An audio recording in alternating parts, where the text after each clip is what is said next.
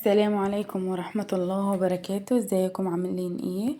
النهاردة ان شاء الله هنخزن مع بعض الملوخية بطريقة حلوة جدا، هتفضل معاكي حلوة وخضرة من السنة للسنة، وبجد طريقتها حلوة وسهلة جدا.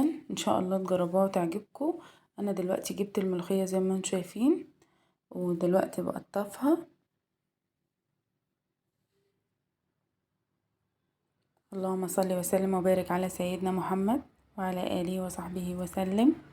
بنقطفها بقى، مش بناخد الورق بس، بناخد حتة صغيرة من العرق عشان لما انتي تيجي تعمليها يبقى فيها عرق كده وفيها مطة. كده يا حبايبي، بعد ما عملت الكمية كلها، بعد ما قطفتها هبدأ بقى ان انا اروح اغسلها كويس جدا، وهسيبها تتصفى مبقاش فيها نقطة مية. وهجيب معايا هنا زي مثلا قماشة، فوطة نضيفة، اي حاجة، وهرص عليها الملوخية بتاعتي، واسيبها بقى ما يبقاش فيها مية خالص، علشان وانا بخرطها ما تبقاش فيها مية. كده غطيتها وهسيبها بقى تنشف خالص لما احس ان هي ما فيهاش مية خالص. كده حبايب قلبي، بعد ما نشفت حطيت كده قرنين فلفل احمر زي ما انت شايفه كده. ما عندكش احمر بتحطي اخضر، بس اللون الاحمر يعني بيبقى حلو قوي في الملوخيه يعني. هخرطها بقى معاكم بالمخرطه كويس جدا.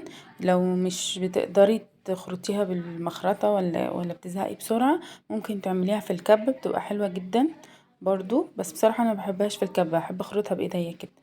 هنا بقى معايا طبق فيه، بصراحه ما كانش عندي شوربه، حطيت طبق فيه شويه ميه، كوبايه ميه، وعليهم مكعب مرق الدجاج، بس هو ده اللي انا حطيته. هنزل بقى بالملوخيه، يا دوب تقلبتين وهطفي النار. يعني انا دلوقتي يا دوب يعني دقيقه واحده هقلبها تقليبه واحده كده، واروح طافيه النار واسيبها بقى لما تبرد خالص. كده يا حبايب قلبي، ما تسيبهاش تغلي علشان هتبوظ منك. يعني يا دوب هي قلبة واحدة كده، وتروحي طافية النار وتسيبيها تبرد، وبعد كده تحطها في التلاجة. وفي كمان هحط كمان معلقة كربوناتو، بتخليها خضرة معاكي، يعني ما تطلعيها في اي وقت تلاقيها لسه خضرة زي ما هي.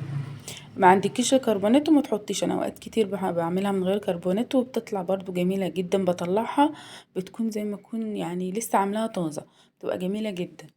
بس انا يعني كان عندي كربوناتو فعملتها كده، شفتوا اللون خضرة وجميلة برضو. هتطلعيها من الفريزر وتيجي تطبخيها هتلاقيها بنفس اللون وبنفس يعني بتبقى جميلة جدا، وزي ما تكون طازة زي ما انا قلتلك كده. حبايب قلبي، بسم الله ما شاء الله.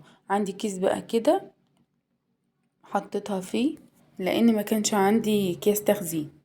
ويا ريت تحطوها في اكياس، ما تحطهاش في علب، عشان العلب بتغير طعم الملوخية. والسلام عليكم.